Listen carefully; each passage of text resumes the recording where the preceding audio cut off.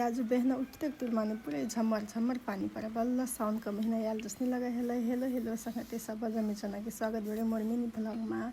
हसे more kitchen में आज कथी कथी पकाई बड़े हेरो हूँ तो आज हसे मुई कच्चू पकाओ जाए हनी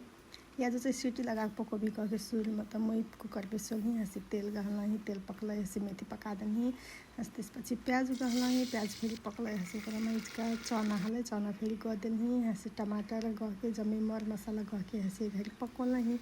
हसे जम्मे चीज़ पकल हसे देही ओकरामा हसे कच्चू खाली कच्चू खाल के घर चलोल ही हस त्यसपछि थोड़े ओकरामा पानी गह के हसे मोते के सीटी लागे के छाड़ देलही हसे मोर एउटै तरकारी डौल हन लगल बिना दुईटा तिउना चाहिए हस त्यसपछि भिंडी फेरि हाले मसे भिंडी पकाउनु करके लगला भिंडी काटे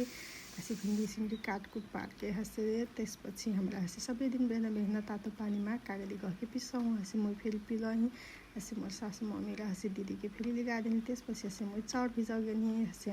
हमरा चाहिँ इसका मकाई चाखला फेरि घाल के खेसौँ डबल हसे स्वास्थ्य के लागि पनि हेल्दी हले राम्रो लग्छ हसे आते गाभा फेरि पाक के रेडी भेल हले हसे मुई इसका चिखला ही पूरे स्वाद लगे हले हसे त्यसपछि आते भिंडी बसल ही हसे मोर नकसनक बानी इ पकोते गैस पछते हसे पूरे हाथौ डाल है जे कब काली सने हसे आते भिंडी पकाए हले हसे पानी फेरि परे हले म हसे पूरा झेलौ से हेरे मौसम बाहर एन्जॉय करे हसे आते भिंडी फेरि रेडी भेले मोर हसे त्यसपछि म लगला ही चिया बनावे चिया चाहिँ दुई किसिमको एउटा कालो चिया एउटा दूध चिया दीदी चाहिँ दूध चिया हन पिसे हसे ओकर लागि कालो चिया बना के हसे हमरा दुनु जना गफ करते चिया पिला हूँ हसे आजुक लागि इतुले हसे मोर भिडियो मन पर्छ जाऊँ लाइक कमेंट फॉलो अवश्य कर दिया धन्यवाद।